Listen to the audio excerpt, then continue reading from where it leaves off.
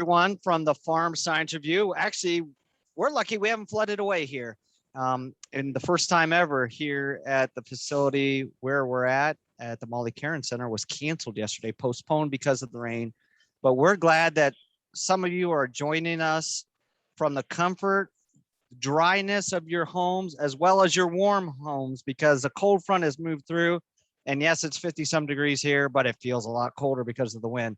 We're excited that we are here during the week of Farm Science Review. The team and many others from the college, as well as OSU Extension, are across the way at the Ask the Expert area. And that's where we answer questions for 20 minutes. So we thought today, what a better way than to come live to you from Farm Science Review. So when you see people move behind Peggy and myself, those are actual folks that are here at the Farm Science Review, or stopping in and talking at the farm office, answering their questions, as well as on the stage across the way. We also are taking the 20-minute rolling sessions, asking the experts. And that's what we're going to do here today. You're going to notice there's no slides. Well, there's no slides because we are doing it just like the fashion we would do here, but we are taping it. So if there's something that you want to go back and revisit, Julie is going to have those up on the farm office website at the conclusion of today's program, so that you can get a second look at that. And of course, you can always email us later as well. Again, just as Julie mentioned, you can drop those Q&A into the Q&A box. Already have one there, and we'll be answering those along the way.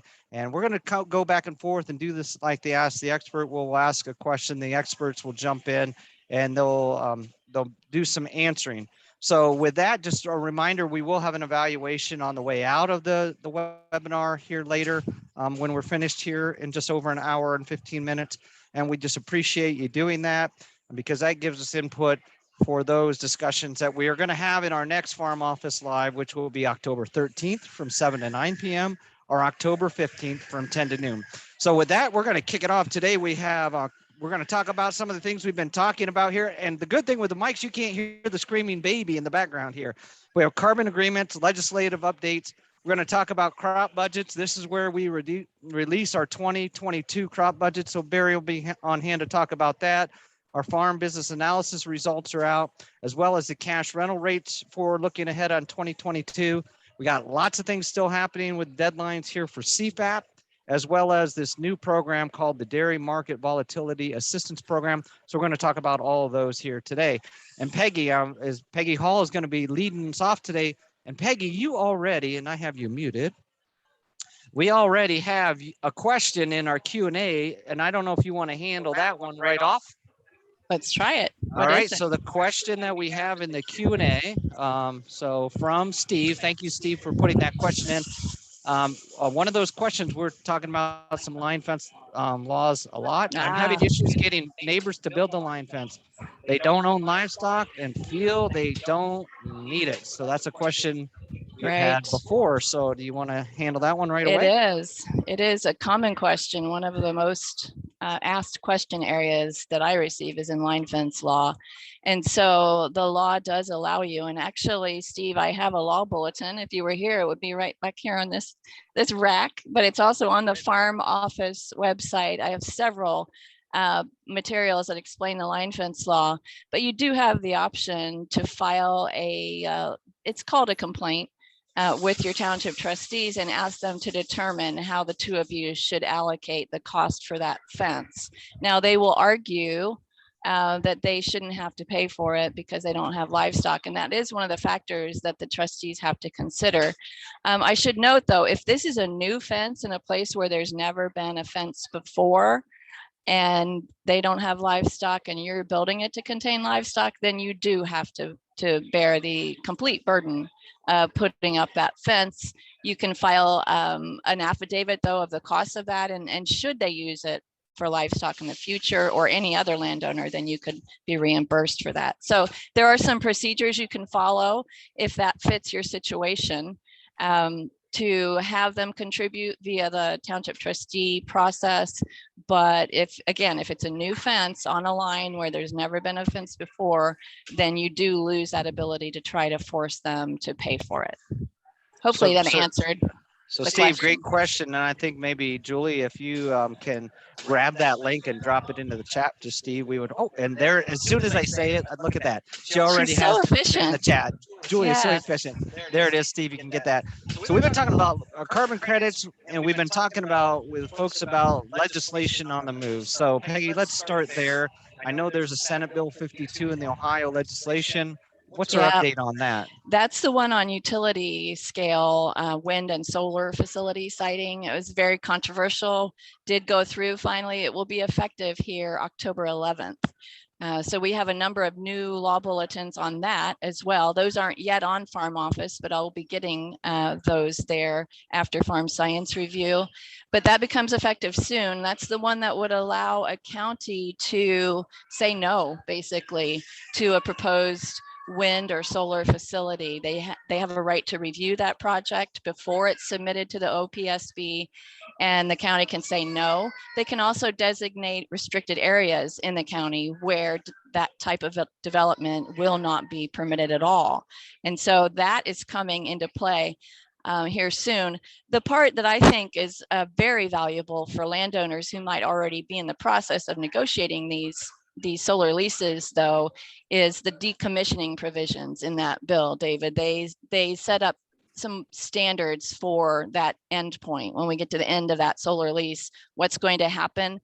So there's now going to be a required decommissioning plan submitted to OPSB with some standards within that and some bonding provisions. So very important for the future of those solar developments that we're seeing arise. And we are now looking at a lot of land in Ohio, well over 75,000 acres, I think, right now, An in incredible front amount. of the power siting board. So October 11th, that is going into effect. It will go basically. into effect. Yeah, there are some provisions that kind of carve out existing applications that are already in process. And I think Julie put there with your blog, that's a great way to keep up on this because you are blogging and giving updates out. So you can subscribe to that blog at the Farm Office website /blog. Mhm. Also, then we've mentioned in some of the ones previous about House Bill 30 about slow moving vehicles, as well as I know there was a beginner farmers down in the small farmer tent. We're talking about beginning farmers. I think there was a House bill on that. So where do those sit? Right. Well, the Ohio legislature is back from their break, and they're starting to move on some things. And those are two bills that did see a little bit of activity here right at the beginning of the return to session. So the slow moving vehicles bill had a hearing yesterday. Its second hearing on the Senate side. It's already been passed over in the House side. That's the one that affects so many of our Amish farmers using those buggies for travel. So new equipment and lighting standards, and they are mainly in support of that. The Amish community is in support of that bill. And then we have our beginning farmers one. Oh, I didn't get one of those. Where'd you get that? Just a plug. If you were here, if you our farm stress team is saying slow down and address your stress, and they're playing. Oh, that's clever. So you can see them, and they're giving out farm stress. Very clever. Yeah. So I'm not too stressed as we're Yeah. talking about legislation today. Good. We tend to find like our favorite little thing at Farm Science Review, right? What's the favorite giveaway? I bet this one's pretty popular. Yeah, and you might not have heard me because I was mute, but that's from the farm stress team. Oh, you were playing on I was muted. So go.osu.edu/farm stress, and they're giving out stress kits here at the review. Slow down. Slow down and keep your stress away. Pretty clever. I like that. Okay, so let's talk about the beginning farmers, because this is one we saw last year. Now it's back again. Now it's moving again. So it already passed the House in late June. I think I told you guys that in our July webinar. It did pass the House. It gives some tax credits for beginning farmers who take farm financial management training and to landowners who sell assets to beginning farmers. So that one, it has been referred to the Senate Ways and Means Committee. So that's always a good step when a bill gets referred to a committee, and hopefully that committee will take that up and push that one through. We just needed to get through the Senate. Now, I feel like I'm working a lot of overtime here at the Farm Science Review. Oh, that's good. Right. And yesterday was bad getting here early in the morning and then getting wiped out by the rain. But there's a Senate Bill 47, which is talking about overtime pay. What's that all about? Yeah, that one did pass just yesterday through the Senate. So it still needs to go through the House, but it's kind of an interesting little bill. And you know, most farmers aren't going to be paying overtime to many of their farm hand type employees who are engaged in that kind of work. But for other employees that we might have, this provision is intended to help with situations due to COVID where many of our employees are unsupervised. We're supervised right now. Our boss is probably somewhere. Look, he's right there in the back. Yeah, he's back there. But a lot of times we're working from home, working remotely. So in this new era of the way that we're getting work done, this bill would say, oh, we want to put some parameters around unsupervised time and say that an employer is not required to pay overtime for traveling to and from the work site beyond your work hours, and for some of those what we call de minimis track type activities. So there's an Ohio Supreme or a US Supreme Court decision on de minimis work. So a little minor work that might take you maybe a minute. David, you can't compile all those little minutes together and then all those minutes that add up, right? Right. You can't do that. That's under the de minimis rule, and Ohio would be adopting that through this bill. So that Senate Bill 47 that did just pass yesterday. Very fresh.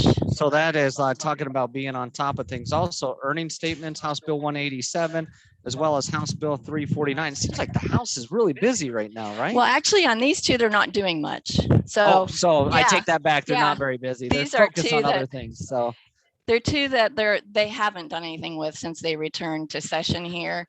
The earning statements, which is just a requirement to report earning to your employees, no penalty. I've reported to you guys about that before. That moratorium on animal feeding facilities that a lot of folks were worried about is stagnant right now. It's on hold. And then we have a couple of new things coming. Let me. Sure. Oh, this is the one that you were telling me about earlier about the termination of a lease. Now the time that we're talking about farm leasing and negotiating leases for next year, and there's something new that might be. This will definitely pique your interest. And this one comes out of the Ohio State Bar Association Ag Law Committee. And we have long dealt with the frustration of some of our verbal farmland leases that don't address termination. And so when one party suddenly, and it's typically the landlord, suddenly wants to terminate that lease, and the tenant is left, with inputs or, thinking that he or she was going to have that lease for the next year, they terminate it too late and leave that tenant holding those costs, we end up in litigation. So this has been a problem for a long time. This bill would say, okay, if you haven't addressed termination in a written lease, then the landlord must give a written termination by September 1st in order to legally terminate that lease. And if that written termination is given by September 1st, then the termination date is either going to be what the parties agreed to, or when the crop is off the ground, or December 31st, whichever is earlier. So that one was just introduced on August 24th. So, but let me get, if the lease has a date that it has to be, it says you will be notified by October 1st. If the lease is not binding for the next year, that still holds true? Yeah, so this is only where they haven't addressed termination. And there are many of those verbal leases around where they don't even talk about termination. They just talk about how much are we going to pay? Okay, so it would apply to those situations. So it seems pretty specific. Is this going to have legs? I think so. The Ohio State Bar Association's behind it. The Ohio Farm Bureau is behind it. It needs, I think, a little tweaking the language, but it will be helpful to many of our top tenant operators who are in that position where they suddenly lose that ground without sufficient notice. Protect them as they're putting potash on for the next year, late in the season, and protects them going into the next year. So, and that one's fresh too. And then also we probably doesn't seem like here at the Farm Science Review to talk a lot about water quality. So there's a bill on water discharges to Western Basin, still in the news, still in the legislature. What's this House bill about? This one, typically when I start talking Western Western Basin and water quality, farmers kind of cringe like, oh, what do they want us to do now? Right. Well, this isn't targeted to farmers. This is targeted at municipalities. And and the farmers may say hallelujah on this one. Right. Right. Well, it turns out, and just recently in the news, there's been some news of Maumee discharging waste into the Maumee River, and eventually that gets into Lake Erie. And so there's a House Bill 385 that says, hey, wait a minute. We can't have this municipal waste going into the Western Basin of Lake Erie. It could be a contributor to many of the water quality problems that we've seen. So it basically yanks all NPDES discharge permits for municipalities to discharge waste into the Western Basin, and says no more of those will be granted, and has a pretty hefty fine, David, $250,000 a day for knowing violations of the law, and the violation would be discharging waste into the Western Basin from a treatment plant. That would be a violation of law, and if a municipality knowingly does that, we're looking at a hefty fine for the first offense, and then there's a lower fine. A pretty hefty fine. 100 million if the amount exceeds 100 million gallons. So $1 million per gallon if you start to discharge your municipal waste into Lake Erie. So that one was just introduced on August 6th. It's going to go before the House Ag and Conservation Committee. So kind of interesting that it ended up there in front of that committee. Okay, so that we're going to keep watching on that. I want to backtrack because we have a question that came through on land leasing. So it's going to come back to that question. That question is, what stops a landlord from increasing the rent 2 times or 3 times, etc., resulting in eviction for non-payment of rent? Oh my, that's a big question. But what would stop them is the lease. If we had a written lease that addressed payment and when payment increases could occur or whether they could occur.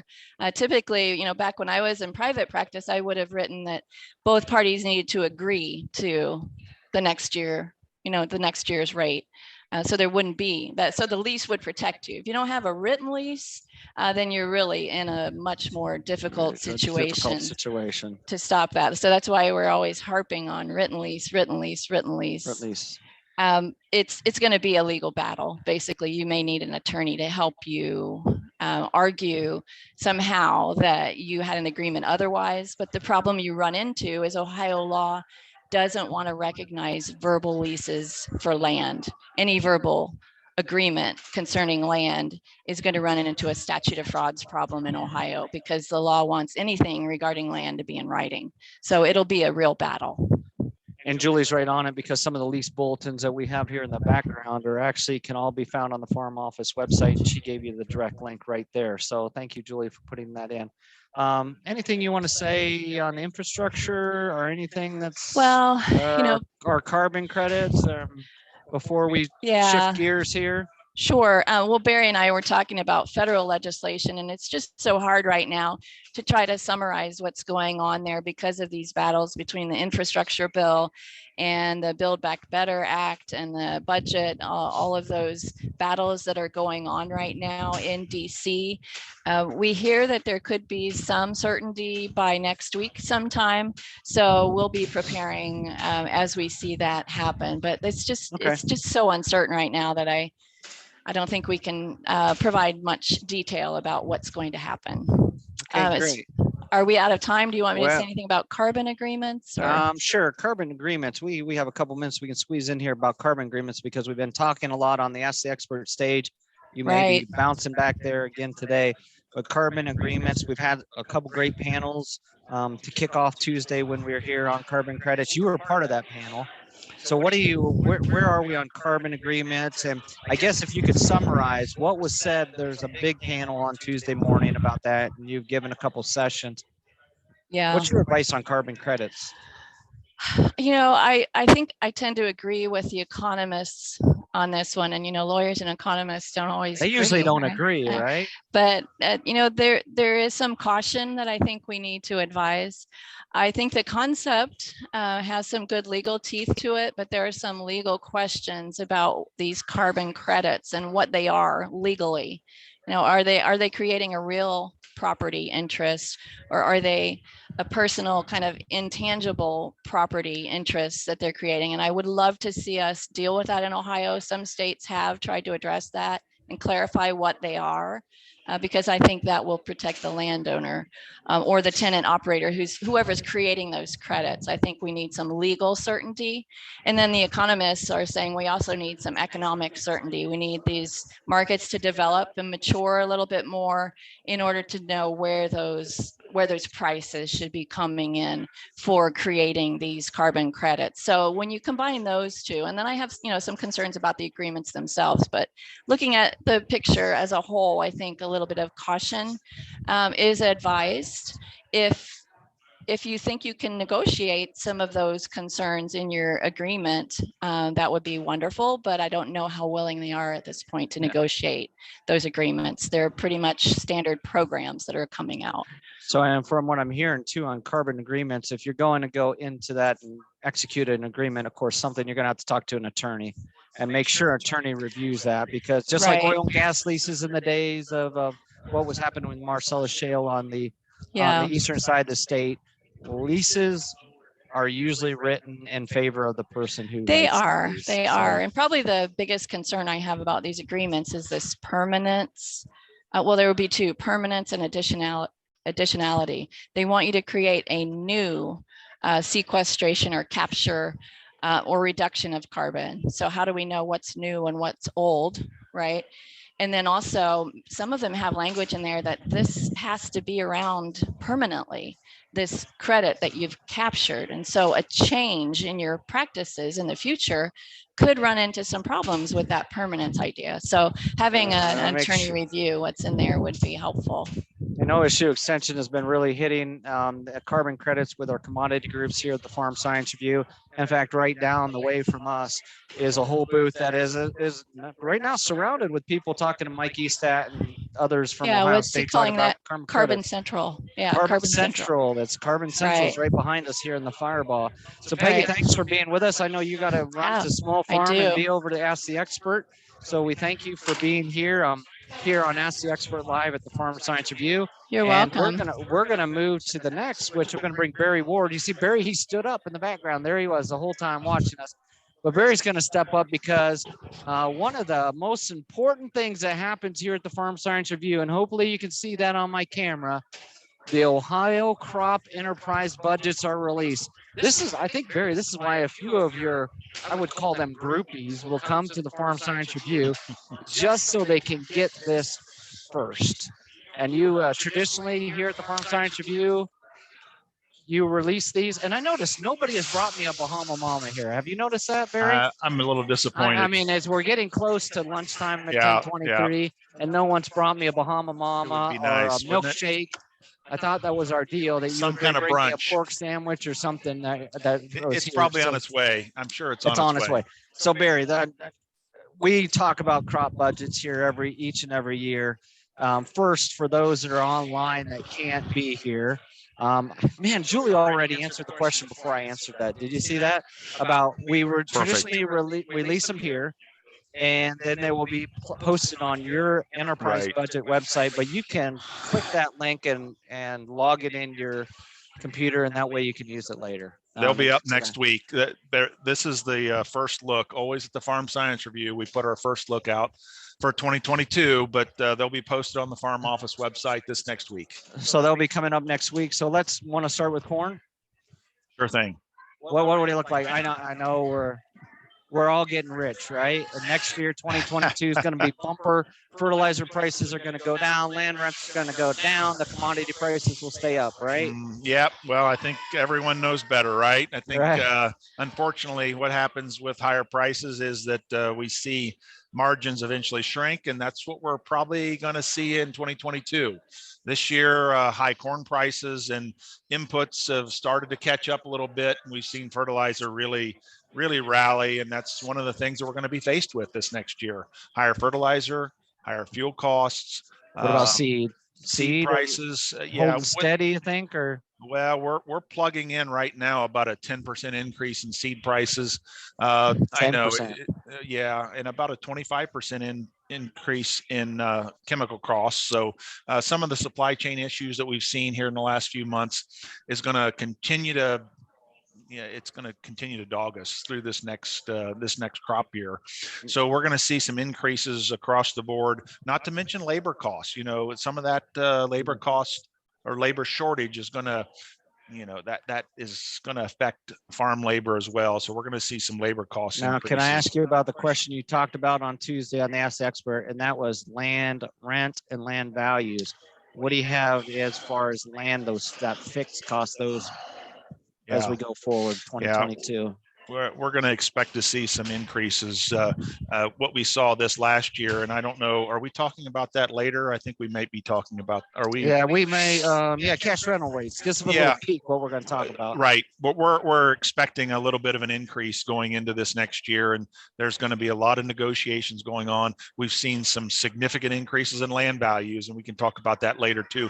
And rents will follow them right on up. So yes, that's another cost. Return to land, what are we looking for as we go into 2022? Well, and if we look at last year and compare it to this year, we were up over $300 an acre return to land for corn in 2021 as we were looking at that crop year. For this year, for this next year, we're looking at about $166 per acre. So even with we're plugging in about $4.80 per bushel for corn for next fall, still a pretty high number, but with these higher costs that we continue to see escalate, we're seeing margins, our projection for margins really decrease this next year. Still pretty good, but decreasing. What about, you want to move to soybeans then? And sure talk thing. About soybeans? Yep. What are we looking like on the soybean front as we look at your budgets for next year? As we put the numbers together this last week, we plugged in $12.25 per bushel for soybeans this next fall delivery in 2022, but we've already seen prices soften in the last few days. So that number has come down a little bit, but costs, across the board, we're seeing cost increases in the case of soybeans, P&K costs on the fertilizer side are really driving the cost side, along with fuel, along with some increase in chemicals and seed and labor and rent. But we're still looking at a pretty good number in terms of return to land as we look at soybeans in the next year, about $280 per acre. And that's on trend line yields for soybeans. And that's about 56 bushel to the acre. Now, when you say return to land, in case someone is not familiar with that, I have to unmute myself. Now, when you say return to land, just for maybe someone who doesn't understand return to land, that is the amount that you're going to have left over to do what with? That's the amount left over before you have any land expense. So we've taken all of our direct costs, our cash costs, if you will, along with paying ourselves something, along with our machinery costs. And so the only thing we have left over then are that residual amount to pay land costs, rent or mortgage payment. Exactly. Mortgage. Okay. Yeah. All right. Perfect. Anything else on soybeans? No. I mean, if we look at the three major row crops, soybeans at this point still is the winner as we look into 2022 in terms of returns. Wheat doesn't look bad, but it and corn are still below soybeans as we project into this next year. We're plugging in a pretty good number for wheat, about $6.90 per bushel. That number has softened a little bit in the last week as well, but $6.90 is not too bad in terms of trying to lock some prices in for this next summer delivery. And our return to land on wheat is about $170 per acre. So if we couple that with some straw return, along with some double crop return, perhaps double crop soybeans, that crop can look even better. So those three, we looking forward in 2022, the margins still look good. However, with some of these higher costs, we're going to see probably lower margins. So you have those three budgets that were released, but also in this packet I'm seeing, especially for our dairy folks that might be interested, we have the corn silage production budget you put out, the 2022 alfalfa hay production budget, as well as a haylage budget. So all those three budgets have been updated and they're going to be released here at the same time as these others, correct? Absolutely. Yeah. We haven't updated these every year. It's just not something that we often get around to. However, this year we've got those updated, and hopefully we'll see some good numbers. Those numbers look good as well as we look at all those forage crops. And I know one thing that our producers really appreciate with the fact of these budgets is when you download them, it has your budget. So yes, you have Barry's budgets, which are going at trend line, and that's the numbers he's referring to as a trend line. But the fact that you can put your numbers in there and make them your own is what's really important about this budgeting process. Exactly. You know, these are just a starting point. We highly encourage you to put your own in there, and even by down to the field basis. I mean, if you really want to get technical about it, we recommend that you really get down, dig into the numbers, put in some of your own numbers, field by field basis. That'll give you the best picture for what you're going to expect this next year. Okay, great. So Barry, again, these budgets are here. So if you want to still, you're still time to drive here. Yes. I see the sun is out here. You can actually see it behind us. The sun is out. You put on your muck boots and you can walk through the mud maybe from the parking lot. But once you get onto the ground is dry. Grounds have dried up really good, and the budgets are here. If not, these will probably be next week. We'll be on that website, and they'll be able to get those. All right. With that, I think we've got Diane coming over now. And so, Barry, you're going to be back here in a few minutes to talk about cash rentals. So we're going to give you a little break. We're going to bring Diane to talk more numbers, and then we'll come back to you. Thanks, Barry. All right. Thanks, David. So, we mentioned before, the Farm Science Review is one of those places where we usually traditionally we will release information like the budgets. One of the other things that has come out, and traditionally Diane Shoemaker will be here on the Ask the Expert stage talking about the Ohio Farm Business Summaries. And let me tell you, folks, a lot of information. It's hard to appreciate how thick this is, but there were 2 reports that were released here for the Farm Science Review. And the first is the Ohio Farm Business Summary, which we're going to delve into here a little bit. But also there was a dairy report as well. So explain these 2 reports, Diane, and then they're here. Yep. But also, how can other folks get them if they're online? Obviously, our folks that are online here today. Thanks, David. We have both the Crop Enterprise Summary and the Dairy Enterprise Summary here today. And you can also download those online at Farm Office if you go to Management and then Farm Profitability, or you can go directly to farmprofitability.osu.edu and download those. Are there now. They're there now. Right. Pretty much on the first page you look at. And they're already in the chat. So Julie's already on that. She's already got them in the chat. Great. For us, so. Thanks, Julie. So it's really exciting to be able to bring those out here at the review and have the completed summaries.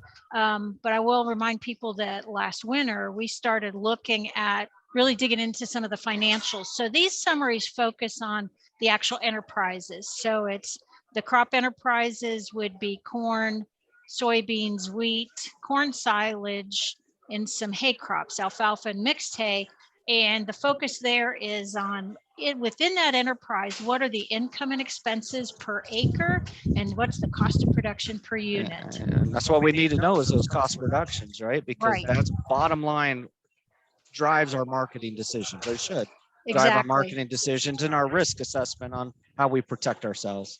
Right. And I think a really important point I want to make today is that people need to know that cost of production, but when they're using it for pricing crops, you don't want to get just your cost of production back, because it's that net after, the difference between that price and what it cost us that we need to pay ourselves, that return to the owner and operator, and to make principal payments, to pay income taxes. And David, I hope people have to pay income taxes this year. That's a good thing to pay taxes, as we want to pay taxes because we made money. Because that means we're profitable. Plus, it keeps some of our tax professionals here a little happier on the backside that are on our Zoom here today. So let's delve. On Tuesday, we talked about this up on the stage about looking into the numbers for 2022. Of course, we're talking 2020 numbers because 2021's not over. So we're giving a look back, but also it's giving us a kind of a flavor where we're at. So as we look at the 2020 numbers, on the corn and the soybean from this analysis. Number one, who are the farms in it? How many were in it? And then we'll start there, and then maybe look at some of the That's a good results from that. question. Right, because whenever you will look at these numbers, you really want to know where they came from. You know, are they applicable to, in our case, Ohio and different parts of Ohio? So we had 51 farms that started analysis this year, and 39 of those completed their analysis to meet all the internal checks and balances. So there's a lot of internal cash checks, liability checks, yield checks. So we want to make sure that the numbers we're looking at here are solid and true. Basically, we want to make sure they're correct. And so those 39 farms that did the enterprise analysis, first they do a whole farm analysis, and that's where we look at the financials. We have an income statement, a couple balance sheets. So did the farm make money? And what kind of returns did that investment generate? All that stuff is part of the whole farm. These 39 took a next step, and they did the enterprise analysis. So now they know what their returns were per acre. Did they make money? Did they not? What the cost of production was. So those 39 farms were in 23 counties across Ohio, a lot of the major grain production areas, and farmed about 34,000 crop acres. The other important key is they chose to do it. You know, nobody made them do it. They wanted to know. So it's not a scientifically valid number. So we can't infer this over our whole population of Ohio farmers. So the numbers we're looking at are these folks that are part of the financial analysis. But interestingly, you know, we've had that discussion for a long time when we look against other states that have larger numbers participating. Ours are pretty solid and fairly representative of the diversity we have in Ohio. So how do we look when you look at 2020? We just talked to Barry about the budgets. What about the yields? How did that stack up in that summary? Yeah, yields actually were up from 2019, which shouldn't surprise us. 2019 was kind of not a great production year across the state. Corn averaged 165 bushels per acre, but the range is interesting too. That range from 92 to 213 bushels an acre. And we typically see a wide range because there's always pockets that have different weather and might have had prevent plant or ended up having some crop insurance claims. Soybeans were 56 bushels an acre. That was also up from 2019. A tighter range there, 41 to 71 bushels an acre. Now let's talk a little bit, maybe translate that yield into net returns. How did that net returns come out from for 2020 in comparison? Do you have the information on how they compare to 2019? Yeah, actually net returns, the good news was they were all positive, and that's not always the case. So corn averaged. No, all positive on the average? On the average. On the average, okay. Yes. I thought I heard her say yesterday there were some real negative numbers. So there's a range. There's a range, right? Yes. Right. So that 165 bushel average went along with an average net return per acre of just under $60. And last year that was closer to $12. And in some cases, but you got the range there, David, you mentioned. Yep. And the range was huge. It was, the high was $421 an acre net return, down to a loss of $279 an acre, which was pretty big. And actually, soybeans also had that range. They ranged from a loss of $256 an acre to a positive $482. So there was good opportunities to make money in both crops, but not everybody did. And thinking back to, we want more than zero net return per acre. We don't want to break even because we still have to pay ourselves, make principal payments, and so forth. So even though some farms had a positive net return, it might not have been enough really for their business. So a lot of great information in these. What I'm really intrigued with as we talk about the returns, I'm trying to remember back to 2020 and seeing one of those things. I remember we were rolling into the coronavirus pandemic, which then led to a lot of governmental payments, which we talked a ton on this Farm Office Live with our pandemic assistance programs, including, I'm going to give an update on CFAP later. So we understand the farmers got CFAP payments and some other assistance in this. How do those numbers go with what you just told us about these net returns? Yeah, that's a really good question, David.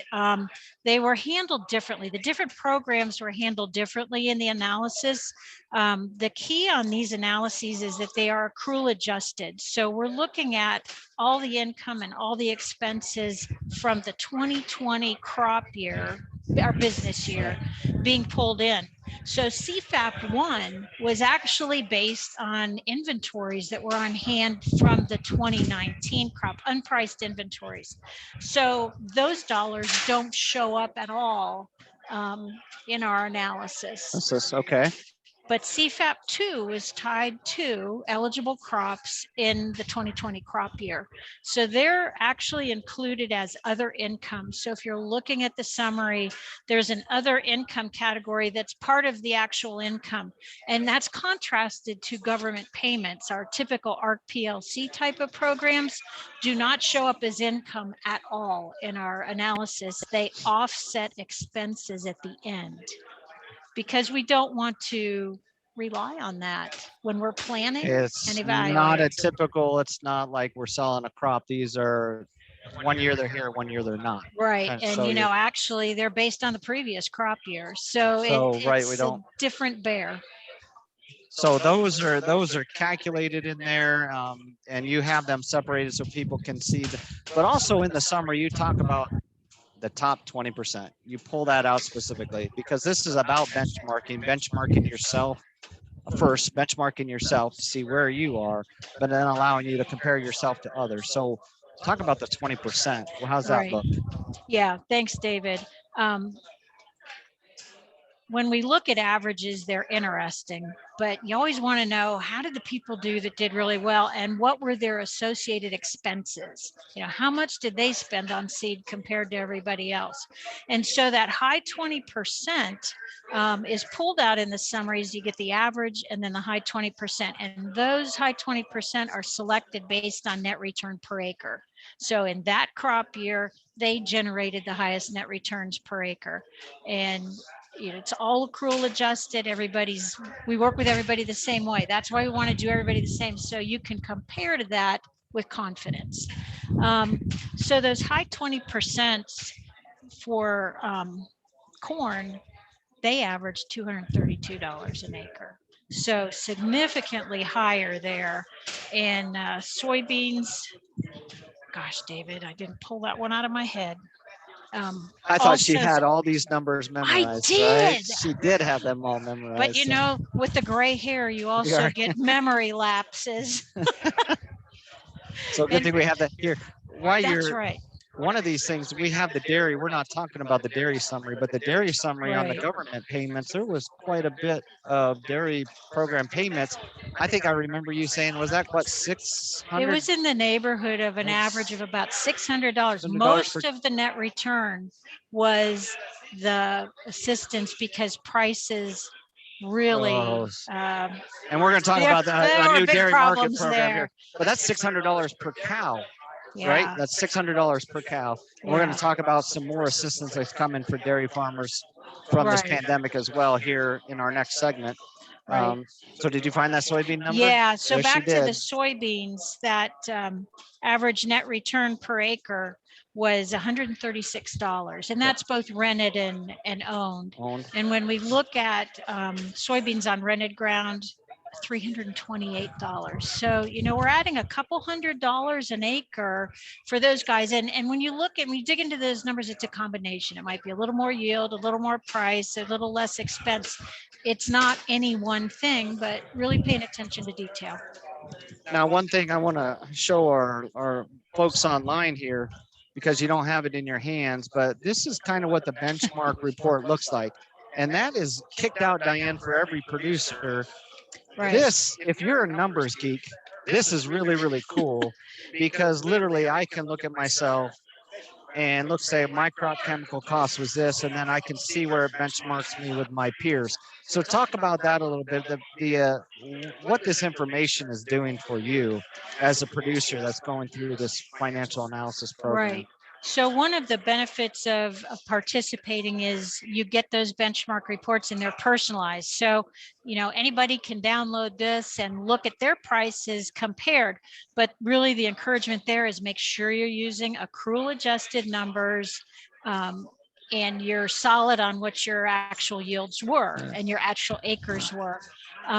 Overhead expenses are a bit of a challenge. We find big differences in what people thought their overhead expenses were versus what they are when we really start including everything.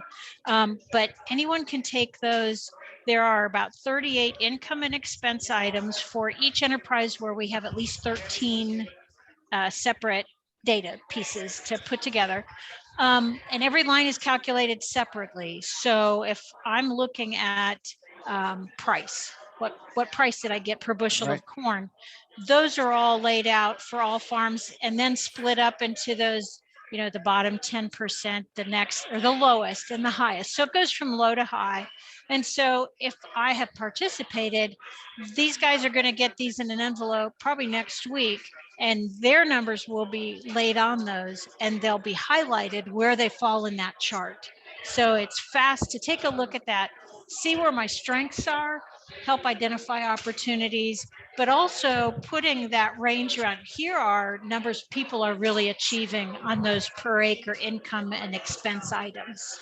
But there is they get their numbers, but there's a level of confidentiality within the reporting system. Absolutely. I'm not going to know what my neighbor's numbers are that's in the program because it's all pulled together. Right. Confidentiality is a cornerstone of the program. So there's never anything you'll see in these summaries where if I could figure out who it was, it doesn't go in there. And I'd only be able to figure it out because I've seen them and, I troubleshoot, review all the files.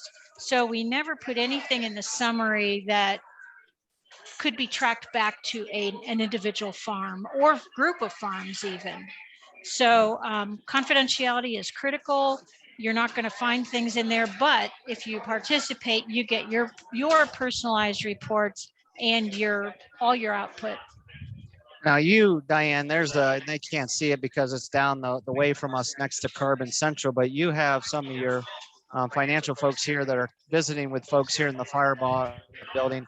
Talk a little bit more. Here, folks can talk to them and get on the schedule. But I know you have a special deal for people, and for those folks that are online, maybe you can help. If you have some clients that might need to go through this, tell us how you can get involved in this financial program next year. Got it. We'll be starting right at the first of the year when people close their books. That's when we help. We have technicians and consultants across the state. So sometimes they're us, and other times folks are working with accountants and tax preparers that offer this as a service. So there's those two ways to be involved. And farms can also buy the software themselves and we'll help them do their analysis. But there is information here. There's information, the same things are posted on farmprofitability.osu.edu. We actually would like to start with people before the first of the year, especially with grain farms. Once harvest is done, there's not a whole lot more activity. They may not be marketing that crop in the year. They're holding it for the next year anyways. So they're some stuff, the numbers are basically sitting there. Right. And a lot of we can get all the production stuff from the previous year in acres, yields, all those things. So contacting myself, one of the technicians, you can talk to your local county office and get our contact information if you want to. You can send us an email. All right. Well, Diane, we appreciate you're going to come back and talk about the dairy market volatility program, I think, here in a minute. Later. Yep. So who's up next? Again, Barry's going to step on over because we're going to move on to cash rental rates and land values. Just again, there's some great information in what Diane shared here. It's here at the Farm Science Review. Thank you, Julie, for putting up that report in the chat box, as well as if you have information. Julie's already dropped her email into the box at shoemaker.3@osu.edu. So now we're bringing back Barry, you were busy back there. Oh. You didn't even get a chance to get a Bahama Mama. I, He didn't even have a chance to go get me a Bahama Mama during that break. I'll run down and get one next Yeah, time here. So now we're going on to something I tried to get you to talk about before, and that's the cash rental. On Tuesday, you were on the Ask the Expert stage talking about the Ohio land value report that you just put out, as well as cash rents. And this is the time that farmers are renegotiating their cash leases for next year. So let's start on the land value on the backside. Your report is on the land values. So what are land values doing? What are we looking like? I know that you talked about the NASS report that was released and comparing that to the report that Ohio State does. So I'm just going to drop it right there on your lap. Where are we on land values? Well, they have blown up, David, as however we can describe it. They've kind of gone crazy here in the last few months. We look at some of our survey results. Ours don't show the full magnitude of what's happened yet. We do a survey each year, and we do it in the winter. So this is back in January through March, April, showing land values increasing from about 4 to 5.5%, depending on the land class and the productivity and the region of the state. So that is from 2020 to 2021, early parts of the year. However, we're seeing some other survey summaries and some anecdotal evidence showing us that these land values have likely increased much more than this 5% that we're showing in this summary. So by the time we close the year, the end of the year, time we get to the next report, it might be 10% or. Yeah, just talking to some of the people that are in the real estate business, appraisers, and some of the other folks that we come into contact with, they're saying it's likely 20% increase from the beginning of the year till now in terms of land value change. Now, we've seen some auction results around the state, right? We saw the one up in Paulding County, 11.4 per acre. That was about 300 acres. We saw the one that was over 10,000 an acre in Putnam County. Preble County had a $15,000 per acre sale. We've had a couple of nearby here, just in Union and Champaign, Eastern Champaign County, and those were 5-figure numbers too, $10,000-$11,000 per acre. So that's not to say all land in Ohio is going to be like that, but we've got a lot of anecdotal evidence to suggest. Even throw in the hydrological station that sold in Absolutely. County just about 2 weeks ago. What was that? For 13.5 an acre, and that's hill ground, and Appalachia ground and hill ground. Of course, a little different circumstances with the pressures of development from a couple of our communities there, but still 13.5 an acre.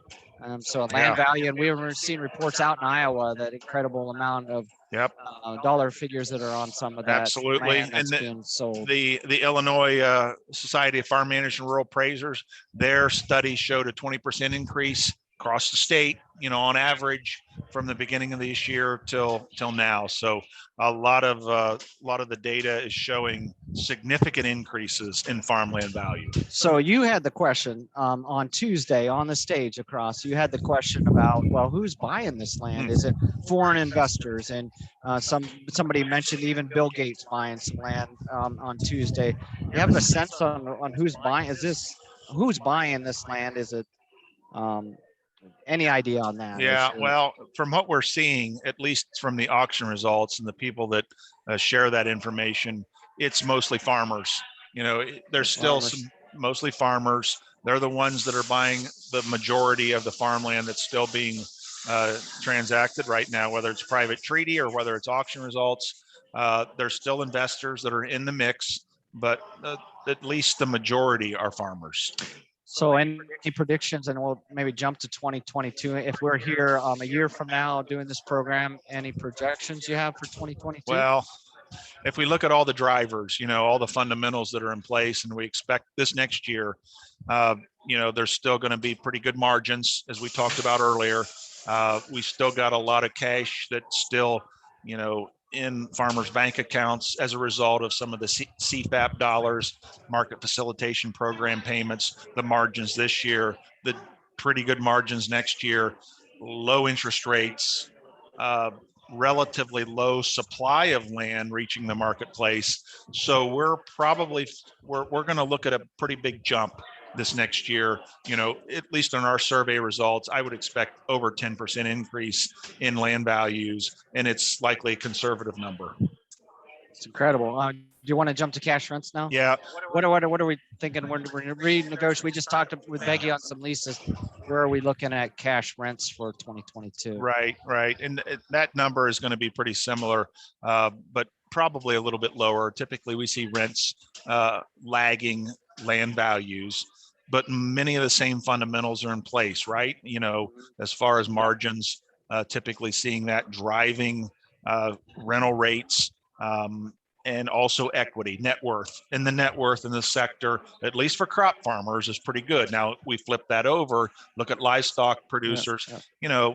They've had the opposite kind of a situation where they've had higher feed costs, and that's affected some of their margins. So they may not be as big of players in the land market, but our crop producers looking at renting land, there's going to be competition, and landowners certainly see the margins. They see the prices. There's going to be upward pressure on rental markets throughout the state.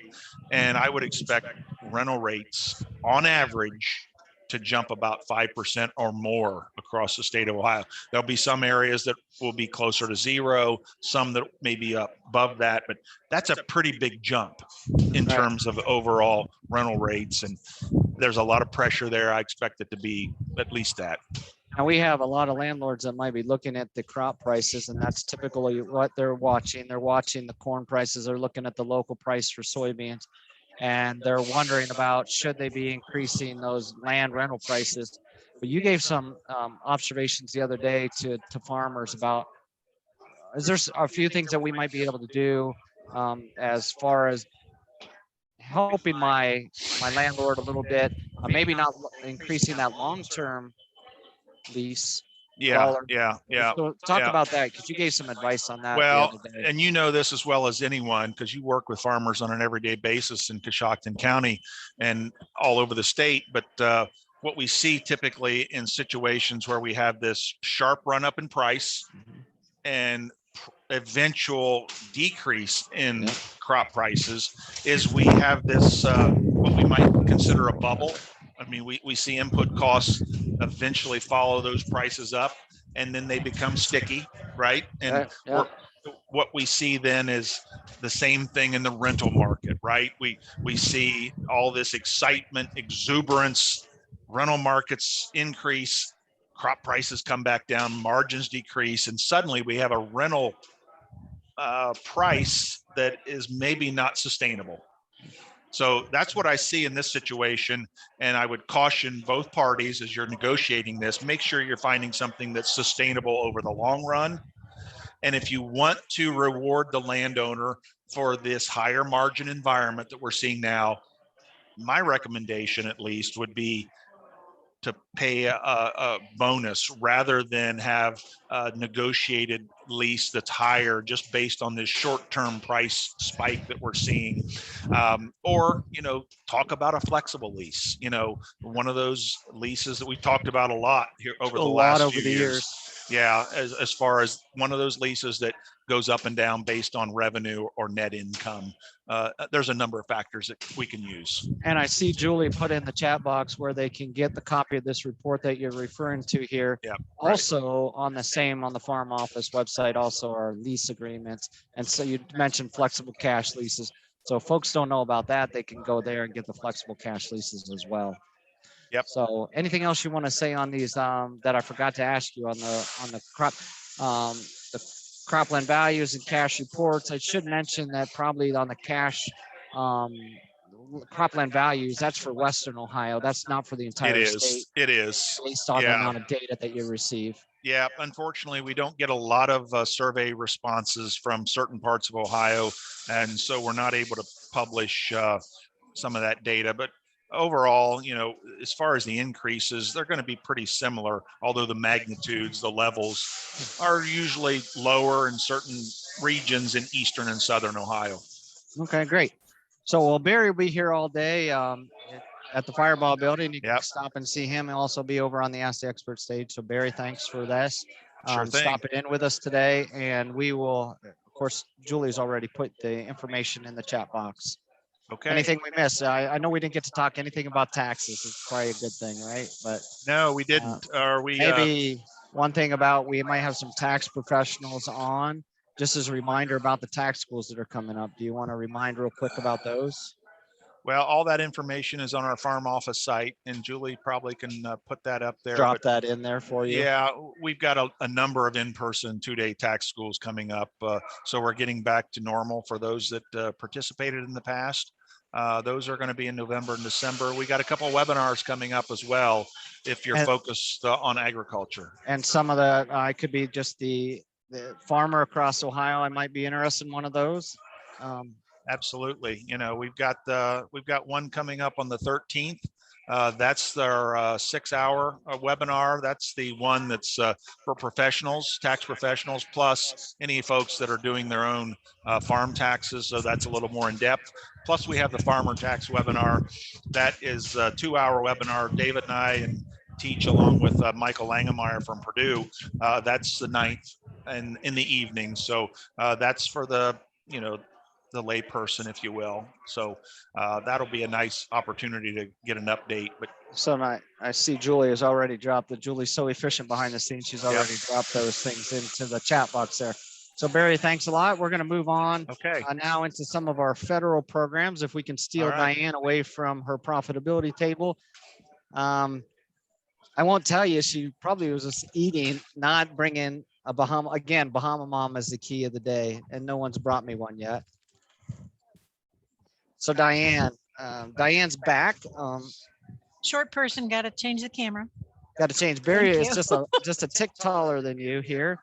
So we've had people walking through, and usually on these farm office lives, of course, we talk about pandemic assistance.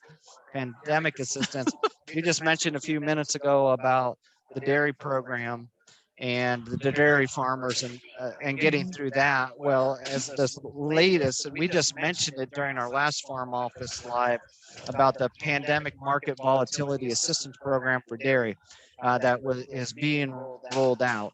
So Diane, I know it's new.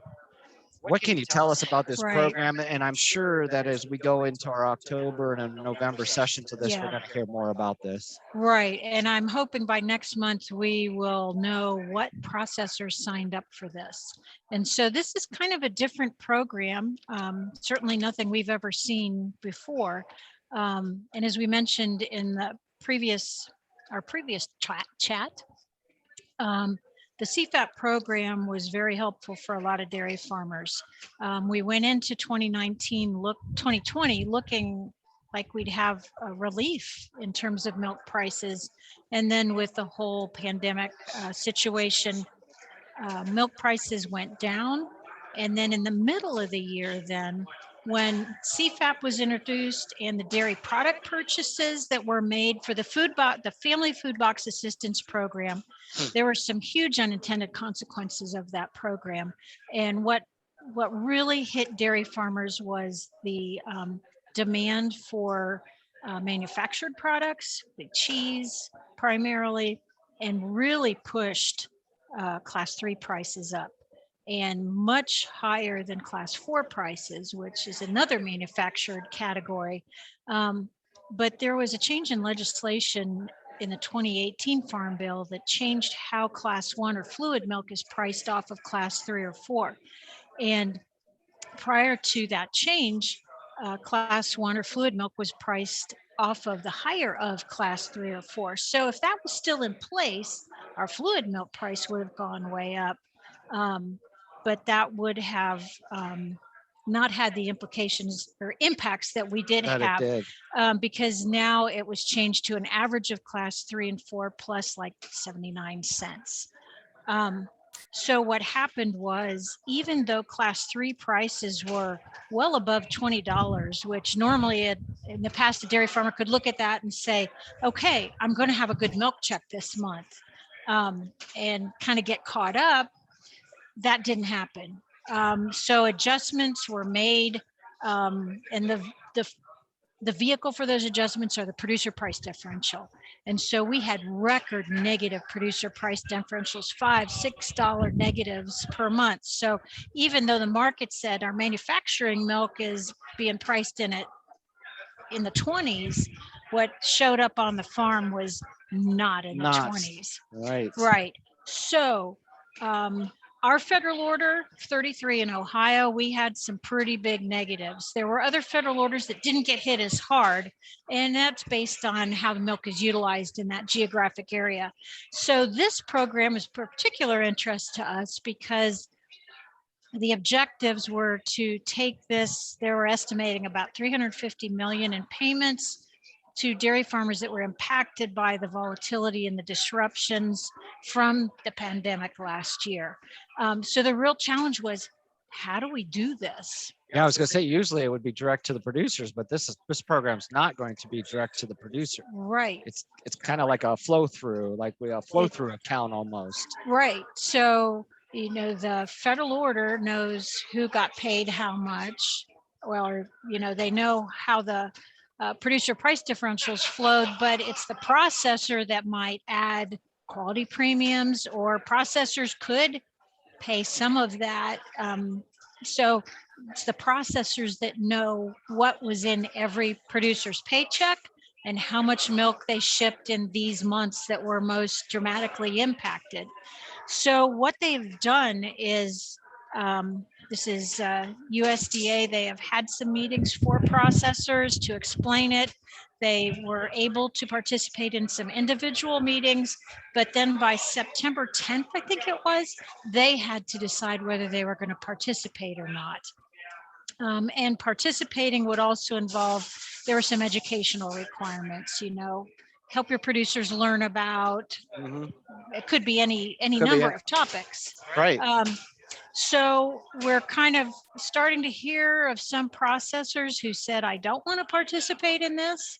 But I'm hoping that by next month, we'll have a list of who said yes. So let me ask you, if the processor doesn't participate, then their farmers that are shipping milk to them won't see a benefit from the program. Is that correct? As they are describing the program now, that would be correct. And unless there's a pivot of the famous unless word there's pivot, a pivot, pivot could within be the a pivot program for this, right? Once they do commit, it sounds like they're going to try to move fairly quickly within a couple months, 60 days or so, that they should be moving funds out to farmers. So it's early days. We don't know who all has said yes or no and what formula they're actually using. We had a very large negative producer price differentials in our federal orders. So processors that would participate, depending on the formulas they're using, which those haven't been released yet, we can't say right now what might come into a farmer's paycheck or not. So we'll keep you posted as we learn. So what do you think the timeline is, or when we'll start? Do you have an idea? That I know we're going through the processors had to put their information in, and then it's going to roll forward from there. But are we looking at the beginning of 2022 now, or do you think it'll be before the end of the year? Depending on how long it takes them to sign a final agreement, the processor and USDA, once that agreement is signed, it says within 30 days of that agreement, USDA will transfer funds to the processor, and then the processor would be then able to transfer those out to a farmer. So, it's only September. I think potentially we could see some this year. I could see some potentially dribbling into the next year. Right. And then farms who do receive those payments will get 1099s, and that's taxable income. So we'll be reporting that, whether it's this year or next year, we'll see when that happens. Right. So anything else on that program? I know we're going to be monitoring this over the next Farm Office Live websites. We'll be talking about that, and then from that, we'll just keep people posted on that. So we'll be guaranteed in next month in October, we'll be talking about this again, and probably in November, December, we'll talk about it again. So I think we're going to shift the tables here a little bit. I think Diane's going to get to turn the tables because we want to talk about, look at her. She's so excited about talking about some other federal program. So I think you're going to quiz me a little bit about I what's am. coming up, because we have some deadlines coming up that are Okay. So what are those deadlines coming up and how do farmers need to respond to those? well, and hopefully most of ours have responded to this, but the coronavirus food assistance program. So we mentioned CFAP 1, then we had CFAP 2. And of course, that program was supposed to be been closed, but we looked back and I think it was in April, said we got 60 days. We're extending this program for 60 days. Well, Okay. this is, according to my watch, we're September 23rd, right? Yeah. And that 60 days has been long gone. But I think right before our last webinar, they announced that the CFAP sign-up program was going to be only open through October 12th. So Okay. basically, you have 19 days to roll into the Farm Service Agency office if you haven't done that for CFAP 2. Now, in our last Farm Office Live, we mentioned a few additions or updates that they've made to CFAP program. One was specifically for contract producers, so eligible livestock producers, poultry contract producers. For those contract producers, there was money set aside for that. Okay. Also in our small farm area, and for some of our vegetable and our other folks for aquaculture, goat, milk, floriculture, nursery, specialty crop, there was also some flexibility given to the sales-based commodities as the payments that were in the sales-based commodity. I think even wool and specialty livestock like meat goats were in there. But Okay. the way those payments, and we've described those in these webinars and previous iterations of this, that those are based on sales. So Okay. what initially they were saying was that was going to be 2019 sales in comparison to 2022. Okay. Now they made a little tweak, and that tweak was now the producer gets to choose between 2018 or 2019 sales to compare to 2020. Okay. So the big thing is that as a producer, you get to choose the year that you had the higher income in comparison with 2020, and then that's how the payment would be figured. So our encouragement for folks that might not have enrolled in CFAP 2, maybe now's the time that you can still get in and maybe be part of the CFAP 2 program. So I know some people at the beginning were not eligible. Now they are eligible. Okay. So just you don't want to rush in on October 11th, right? The folks at Farm Service Agency don't want to see you on that, but I would be calling today and then seeing if you get those arrangements done, see if there's a payment there or some adjustments that you need to make. Well, and again, David, it really shows why we need to keep good records and Yes. know where they are. Yes. Yeah. Well, if you would know your 2018 and 2019 records, you could get out those, compare them, take them in, and I think that process works really seamlessly when you work with the folks that we have at Farm Service Agency. And you need to be able to defend those numbers. So having that documentation is You're critical. going to have to self-document, and that may be pulling to, and I've heard some of those records have been looked at. So, yep. Yep. Okay. So we talked about the livestock indemnity program. Is there anything else they need to know about that? Well, we've talked about the pandemic livestock indemnity program. That might have impacted a few of our producers here in the state of Ohio. I don't think a lot, but so that basically as a recap for anybody for eligible swine, chickens, turkeys that had to be depopulated from March 2020 through the end of 2020. There was an indemnity program for that. When we looked at this, that was supposed to have closed last week, September 17th. Well, the USDA has extended that, and they made the same extension to October 12th. So that matches up with the CFAP payments that if they hadn't got their paperwork done, now it's time to get that done because that's been extended through October 12th. So that's the Pandemic Livestock Indemnity Program. If you go to farmers.gov/PLIP. That's the PLIP program. We've learned a lot of new acronyms in the last year. So PLIP, farmers.gov/PLIP, and then you can find out more information about that. Okay. So we don't always think about woodlands as agriculture, even though they are. They are agricultural and a lot of farms have them. resources. Right. Right. So was there assistance available for that group? Well, and not specifically for those that own the land, but what it did was the pandemic assistance for timber harvesters and haulers program. So that was announced in July. Now that may be something that we're not familiar. I mean, how many timber harvesters or haulers have ever heard of the Farm Service Agency, the USDA office, and our local offices? Well, that's So true. I mean, especially think in Eastern Ohio, where I'm located, most of those guys don't have never had to deal any with the Farm Service Agency. But here, Right. because of the pandemic, well, they may have had, and they're calling this the PATH with two H's, PATH program, and Okay. that's providing up to $200 million to support timber, and this is for individual loggers or truckers.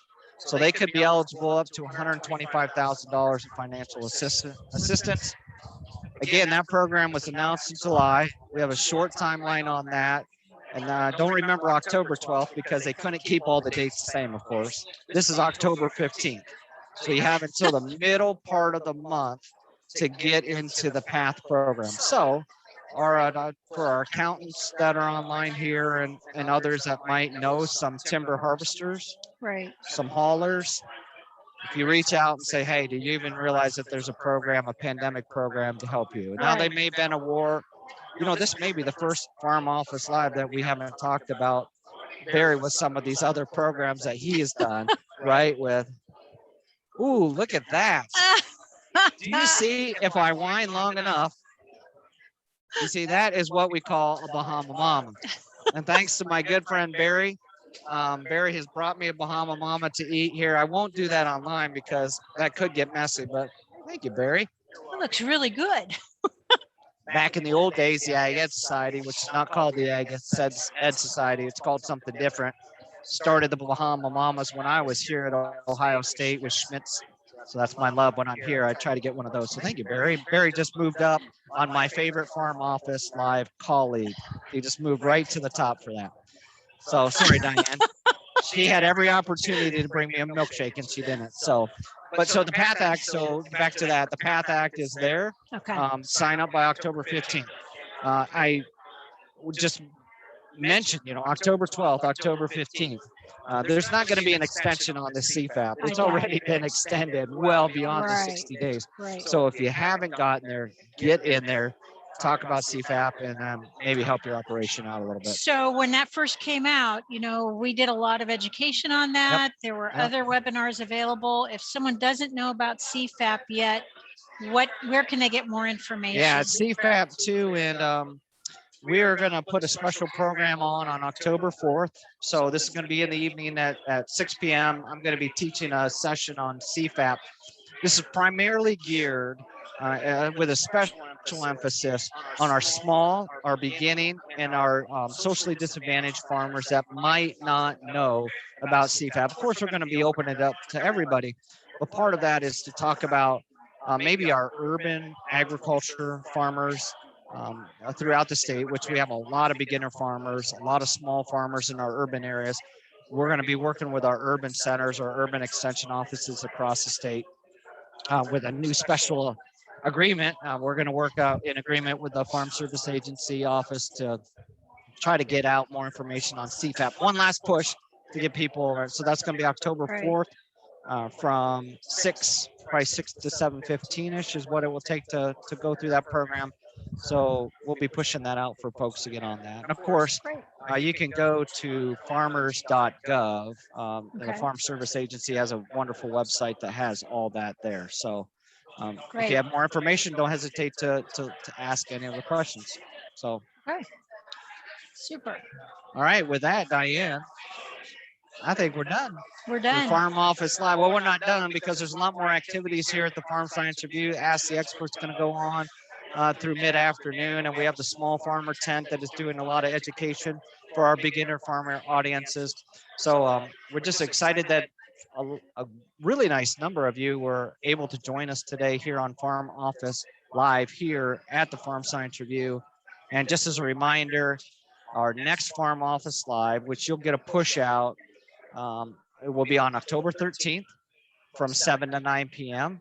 And then again on October 15th from 10 to 12 noon. So as we move into the fall season, We're going to do back-to-back webinars. It doesn't matter which of those farm office lives that you go to. Just know you can choose October 13th, October 15th. We're going to just keep monitoring the different pandemic programs. I know Barry will be front and center because that's the time when he's gearing up for tax schools, and we'll be talking about some of the tax issues that we need to get taken care of before the end of the year. So we hope that each of you can join us. We thank you for joining us today here. Julie, thank you for being behind the scenes. Still time. There she is. She's in her skybox here at the Farm Science View. She jumps in. She has the best view of the house here. She does. That's Julie, right. We just appreciate you being on with us, Julie, as far as putting all the links out there, and you'll be getting a push. And a reminder, as you exit today's webinar, it's going to take you to a survey. And that survey, again, as usual, is just helping us as we plan for the October session. So we just encourage you to do that. We appreciate you all being on. Diane, any closing comments? Julie, any closing comments? Thanks for joining us. Yeah, well, we're going to go back to the Farm Science Review. Appreciate the folks that we've been able to visit with here. Appreciate the folks that are able to join online here today. So with that, until we see you next month. See y'all. See ya. Enjoy that Bahama Mama, David. I will.